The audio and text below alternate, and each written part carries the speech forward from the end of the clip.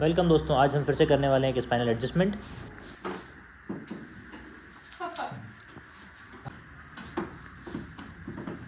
यहाँ पर किया मैंने फिर से चेक, थोरेसिक मैनिपुलेशन,